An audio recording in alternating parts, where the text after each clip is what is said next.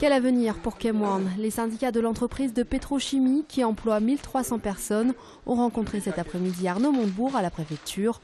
Le ministre du redressement productif suit le dossier depuis le placement au redressement judiciaire de la société en mars dernier. Nous avons une stratégie qui n'a pas changé depuis 7 mois.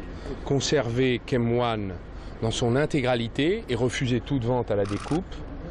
Assurer une restructuration qui soit durable.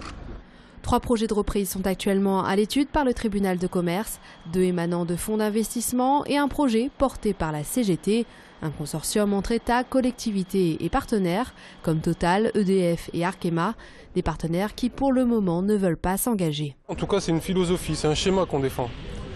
C'est comment sauvegarder une filière complète plutôt que de la donner à des financiers qui pourront la détruire à leur tour. Bon, maintenant, c'est soit il y a une volonté politique de changer le mode industriel français, soit on continue à fonctionner de la même manière et petit à petit, on y repasse tous les uns après les autres. Les syndicats CGT seront reçus jeudi prochain à Bercy pour présenter leur projet. Car le temps presse, le tribunal de commerce doit désigner le repreneur le 12 décembre prochain. En visite sur le site de Vénissieux, le président du groupe Bosch est venu faire un point sur les discussions en cours avec le seul repreneur, toujours en lice, des discussions qui peinent à avancer.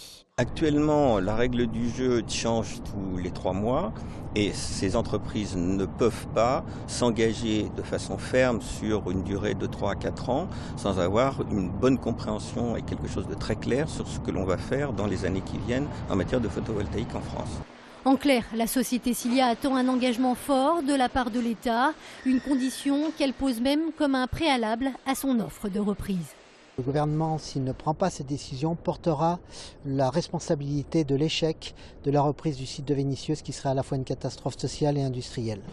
Position radicalement différente du côté de la CGT pour qui l'avenir du site de Vénissieux repose seulement et uniquement entre les mains de Bosch. La piste du repreneur est beaucoup trop aléatoire pour nous aujourd'hui pour que ce soit une piste sérieuse et viable. Elle dépend de beaucoup trop de paramètres politiques. Ce qu'on sait déjà, c'est qu'ils ne reprendront pas l'ensemble des effectifs concernés par le photovoltaïque et donc on va de nouveau aller vers des suppressions d'emplois sur le site.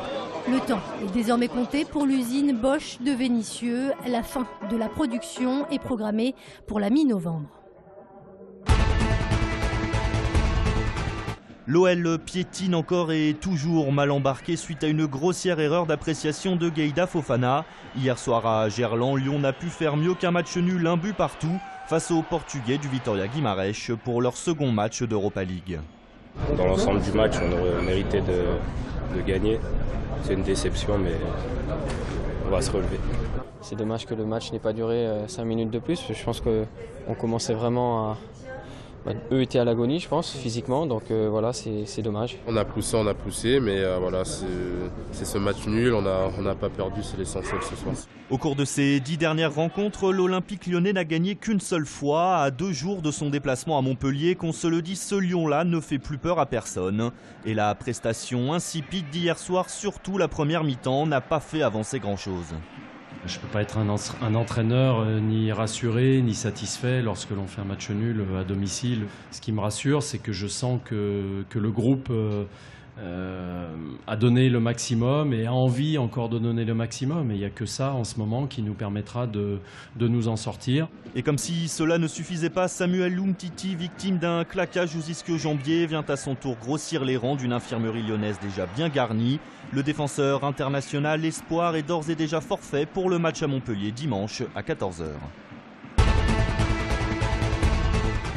Beaucoup de monde attendu dimanche pour la 4e édition de Run in Lyon. S'ils étaient 15 000 coureurs en 2012, ils seront 20 000 à prendre le départ cette année, place Bellecour. Organisé désormais comme le Tour de France ou le Dakar par ASO, le succès pour cette course continue de grandir. Au programme 10 km semi-marathon et bien sûr l'épreuve reine, le marathon. Départ fixé à 9 h. Ce terrain appartenait à une famille villeurbanaise depuis de longue date, la famille Fleury-Papillon. Donc c'est un terrain qui était en fait considéré comme une propriété bourgeoise. Villeurbanne compte un nouveau parc. Il s'agit du parc Václav Havel situé à l'angle du cours Tolstoï et de la rue Florian. Composé de plusieurs parties, le parc contient une île écologique permettant d'observer la faune et la flore, mais aussi une aire de jeu pour enfants de plus de 200 mètres carrés. La surface totale du nouveau parc Václav Havel, elle, est de 2780 mètres carrés. Ça fait plus de 150 ans qu'elle donne rendez-vous aux Petits Lyonnais. La traditionnelle vogue des marrons est de retour à la Croix-Rousse. Les différents manèges seront ouverts à partir de demain et jusqu'au 11 novembre. On remplace un coin où plein de voitures stationnaient en plein bazar par une présentation de nouvelles boutiques dans des containers. Une dizaine de containers viennent d'être installés au puce du canal de Villeurbanne. Objectif, redynamiser le lieu et attirer de nouveaux vendeurs. On aura du vélo vintage, on a du vintage en mode, on a des objets, on a de l'insolite, un caviste aussi. C'est ouvert à plein d'initiatives qui changent un petit peu du très classique antiquité 19e. Baptisé Village des Containers, il sera inauguré ce week-end à l'occasion des 18 ans des puces du canal. Ces dernières ouvriront exceptionnellement dès samedi 7h du matin. De nombreuses animations accompagneront cet anniversaire.